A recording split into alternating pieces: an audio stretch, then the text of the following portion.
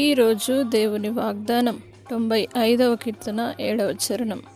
రండి, నమస్కారము చేసి సాగిలపడుదము, మనలను సృజించిన యెహోవా సన్నిధిని మోకరించుదము.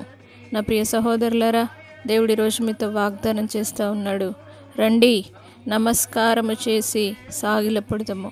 ఆయన సన్నిధానానికి రండి, నమస్కరించి ఆయనకు సాగిలపడదాం. కాబట్టి ఆయన మందిర ఆవరణలోనికి మీరు వచ్చినట్లయితే తప్పకుండా దేవుడు అన్నాడు, మనల్ని సృజించిన యెహోవా సన్నిధిని మోకరించుదుమని. దావీదు భక్తుడు సెలవిచ్చిన విధంగా మనం దేవుని సన్నిధిలో సాగిలపడి మోకరించి దేవుని సన్నిధికి వచ్చినట్లయితే తప్పకుండా దేవుడు కార్యం జరిగిస్తాడు. ఆయన నిన్ను సృజించినవాడు, ఆయన నిన్ను సృష్టించినవాడు. కాబట్టి తప్పక ఆయన సన్నిధిలో మోకరించే అనుభవాన్ని, సాగిలపడే అనుభవాన్ని, ఆయన సన్నిధిలోనికి వచ్చి మోకరించే అనుభవాన్ని మీరును పొందుకొని ఆశీర్వదించబడుదురుగాక. ప్రార్థన.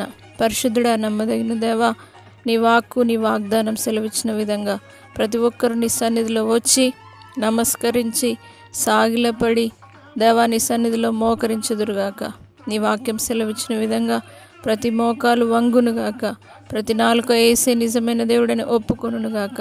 పరిశుద్ధాత్మదేవా, అనేక నూతన ఆత్మలు నీ సన్నిధానికి నడిపించండి దేవా. ఉన్న ప్రతి ఒక్కరు కూడా ఆత్మీయ స్థితిలో వర్ధిల్లి తన విశ్వాస జీవితాన్ని కాపాడుకొని దేవ కడవరకు నిరీక్షణ కలిగిన నీ యందు విశ్వాసం ఉంచి ముందుకు సాగుటకు సహాయం చేయండి. పరిశుద్ధాత్మదేవా, వారొక నిరీక్షణ కలిగి ఉన్నారన్న విషయాన్ని మర్చిపోకుండా నీ యందు నిరీక్షణ గలవారై తప్పక నీ సన్నిధికి వచ్చి దేవా మీరు మమ్మల్ని సృజించారన్న విషయాన్ని ప్రతి ఒక్కరూ నాయన దేవాని స్తోత్రం యేసయ్యా గైకొని నీ సన్నిధానానికి వచ్చి మోకరించుటకు ప్రతి ఒక్కరికి అలాంటి నీ కృపను అనుగ్రహించమని, నీ మందిరంలో నుండి వారిని ఆశీర్వదించండి. నీ మందిరంలోనికి వచ్చి ప్రతి ఒక్కరు మోకరించే అనుభవం చేత నింపి బలపరచమని యేసు నామం నడి వేడుకుంటున్నాం తండ్రి. ఆమేన్.